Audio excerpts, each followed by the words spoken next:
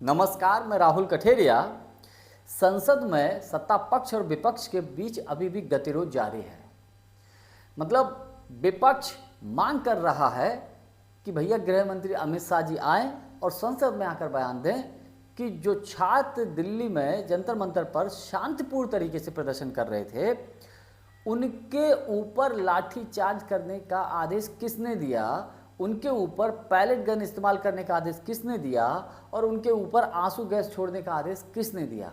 गृह मंत्री अमित शाह जी आए, संसद में आकर इस बात का जवाब दें।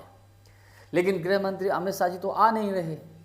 तो इतने दिनों से संसद चल रही है, गतिरोध बरकरार है, जो बहस मुद्दों को लेकर होनी चाहिए वो संसद में नहीं हो पा रही है। कुल मिलाकर हमारे और आपके जो टैक्स का पैसा है वो करोड़ों रुपया बर्बाद हो रहा है। अब इस गतिरोध को खत्म करने के लिए गृह मंत्री अमित शाह जी ने अपने दूत को भेजा। और दूत कौन थे? दूत थे संसदीय कार्य मंत्री किरण रिजिजू जी। देखिए, सत्ता पक्ष और विपक्ष के बीच में पुल का जो काम करता है वो संसदीय कार्य मंत्री करता है। तो किरण रिजिजू जी राहुल गांधी जी के चैम्बर पहुंचे, उनके ऑफिस पहुंचे, उनसे मुलाकात की और इस मुद्दे पर चर्चा की। तो राहुल गांधी ने दो टूक कह दिया कि भैया गृह मंत्री अमित शाह जी से ये बोल दीजिए, बात खत्म। कहा यह जा रहा है कि किरण रिजिजू जी ने राहुल गांधी जी से परिसीमन के मुद्दे पर भी उनसे बातचीत की और कहा कि इसमें आप हमारी मदद करिए। लेकिन परिसीमन के मुद्दे पर राहुल गांधी अगर सत्ता पक्ष की मदद करेंगे, वो तो सीधा सीधा खिलाफत कर रहे हैं भाई। सीधा सीधा पूरे देश में वो कई जगह बोल चुके हैं स्टेटमेंट कि हम परिसीमन बिल के बिल्कुल खिलाफ हैं और हम इसका विरोध करते हैं। बाद में किरण रिजिजू जी वापस लौट के, बैरंग वापस लौट के गृह मंत्री अमित शाह जी को रिपोर्ट दी होगी। कुल मिलाकर मामला जो है बहुत तानातानी का है। देखने वाली बात ये होगी कि गृह मंत्री अमित शाह जी क्या संसद में आते हैं, वो बयान देते हैं।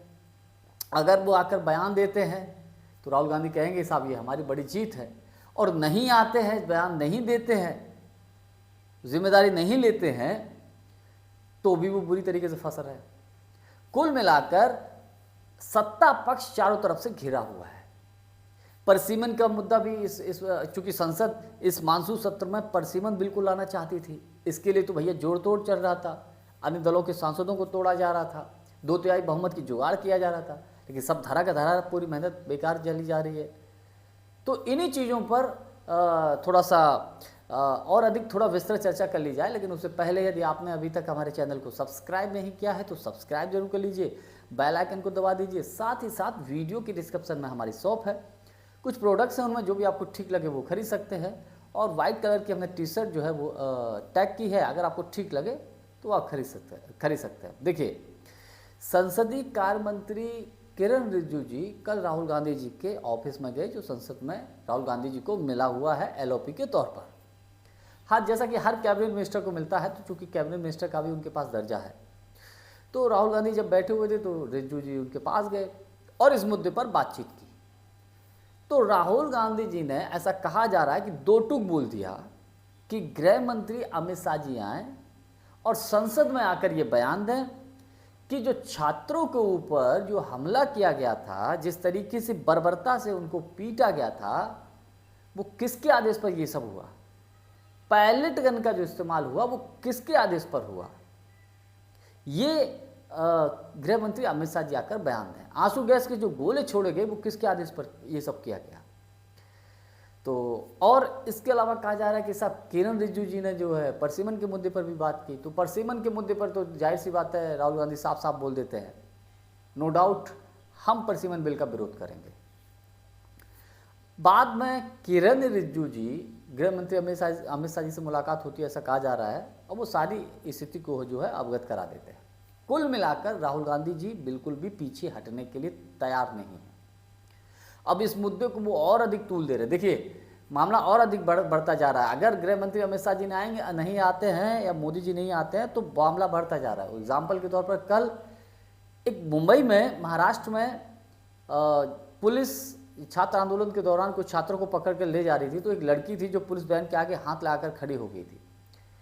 वो लड़की और साथ में उसके साथ कुछ और भी जो छात्र आंदोलन के एक तरीके से हीरो बन के निकले, जो लड़के और लड़कियां, जो छात्र और छात्राएं, वो उन सभी को साथ लेकर कल राहुल गांधी जी ने एक प्रेस कॉन्फ्रेंस की, उनको दुनिया के सामने लाए, देश के सामने लाए।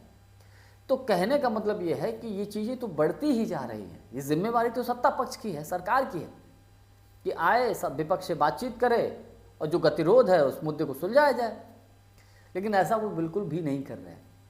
अब बात कर लेते हैं परसिमन बिल की। तो देखिए, परसिमन बिल पे सत्ता पक्ष को ऐसा लगता है कि शायद वो पास करा लेगी, 2/3 बहुमत की जुगाड़ कर लेगी, ममता जी की पार्टी के सांसद तोड़े और उद्धव ठाकरे जी की पार्टी के सांसद तोड़े। अब कहा जा रहा है कि साहब MK स्टालिन जो है वो NDA को वोट कर सकते हैं, यानी कि बीजेपी को परसिमन के बिल पे वोट कर सकते हैं।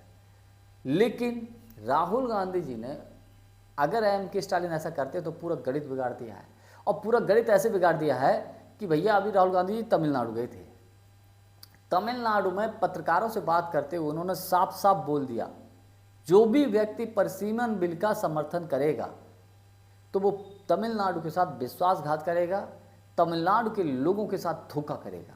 उन्होंने साफ साफ बोल दिया। कुल मिलाकर MK स्टालिन को भी बुरी तरीके से उन्होंने फंसा दिया। अगर MK स्टालिन परसिमन बिल का समर्थन कर देते हैं, भारतीय जनता पार्टी का समर्थन कर देते हैं, तो राहुल गांधी ने कहा कि वो तमिलनाडु के भविष्य के साथ धोखा करेगा, तमिलनाडु के लोगों के धोखा करेगा, तो MK स्टालिन तो फंस गए। हालांकि MK स्टालिन या जो DMK है वो कांग्रेस का पुराना सहयोगी है, और राहुल गांधी जी ये भी बोल चुके हैं कि कुछ देश हित के जब मुद्दे होंगे, संविधान को लेकर जब मुद्दे होंगे, तो DMK हमारे साथ खड़ी होगी।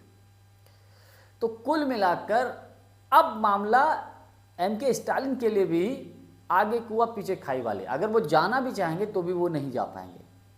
और परसिमन के बिल पर जिस तरीके से TMC के सांसदों को तोड़ा गया, अब कहा जा रहा है कि वो 3 सांसद उनके नहीं आए, बुलाए नहीं गए, रीज़न चाहे जो भी हो, मामला तो फंसता जा रहा है। यानी कि ये सरकार बुरी तरीके से फंसती जा रही है, तमाम मुद्दों को लेकर फंसती जा रही है। अब देखने वाली बात ये होगी, जो किरण रिजिजू जी राहुल गांधी से मुलाकात करके वापस पहुंचे, गृह मंत्री अमित शाह जी से मुलाकात हुई, इस पूरे मामले को लेकर अमित शाह जी क्या रुख अपनाते हैं, सदन में आते हैं या नहीं आते हैं। देखिए, अगर फिर मैं कह रहा हूं, अगर वो सदन में आए तो राहुल गांधी या विपक्ष की ये बड़ी जीत होगी, इसमें कोई दो राय नहीं। विपक्ष कहेगा कि भाई हमारे दबाव में ये सरकार झुकी, और अभी विपक्ष बोल रहा है कुछ दिन पहले जो है छात्रों के आंदोलन की वजह से सरकार झुकी और धर्मेंद्र प्रधान को इस्तीफा देना पड़ा। तो कुल मिलाकर इस वक्त इस तरीके से चल रहा है कि विपक्ष जो मुद्दा दे रहा है, सरकार उस मुद्दे पर काम कर रही है। मतलब मामला उल्टा हो गया, पहले सरकार मुद्दा तय करती थी और विपक्ष उसके उस मुद्दे पर पीछे पीछे भागता था। अब विपक्ष मुद्दा देता है और सरकार उसके पीछे पीछे भागती है। तो कहते हैं भैया, राजनीति में कब कहाँ क्या बनी हुई चीज़ें बिगड़ जाए, बिगड़ी हुई बन जाए, कुछ कहा नहीं जा सकता। जानकारी हमारी आपको कैसी लगी, कमेंट्स करके हमको जरूर बताइएगा। बहुत बहुत धन्यवाद। नमस्कार।